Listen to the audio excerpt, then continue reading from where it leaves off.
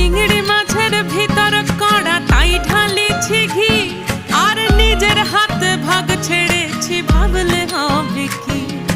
চালর চুলা লম্বা কোচা